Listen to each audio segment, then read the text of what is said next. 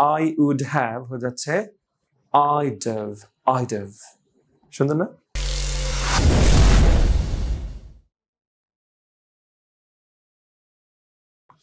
এতদিন আমরা দেখেছি দুইটা শব্দের কন্ট্রাকশন, মুখের পরে রোদ এসে একেবারে ঝলসে দিচ্ছে, পেছনে যাও। ওকে, আজ দেব তিনটা শব্দের কন্ট্রাকশন, অর্থাৎ আগের কন্ট্রাকশন গুলোকেই একটু মডিফাই করবো আর কি, বা একটু এডিশন হবে আর কি। So let's begin. I would have, ভেঙে ভেঙে বলি, আগে থেকে আপনি কেন পড়ছেন, আগে থেকে পড়লে খেলবো না। ওকে, আগে দেখেন ব্যাপারটা কি হয়, কি মজা।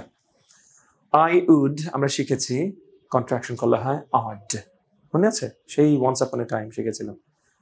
আর would have কন্ট্রাকশন করলে হয় I would তো odd, এবং odd এর ডটা ওই have কে ধরবে, তাহলে dove। বুঝি আগে ভালোভাবে। I would মিশে যাচ্ছে odd, আবার এই যে odd এর যে ড, এই ড এবং have মিশে হবে dove, dove। তাহলে I would odd have dove, তাহলে I would have হয়ে যাচ্ছে I'd have। সুন্দর না? I'd have। So I would have, I'd have, right?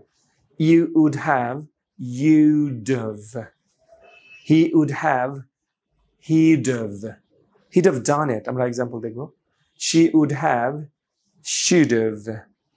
We would have, we'd have. They would have, they'd have.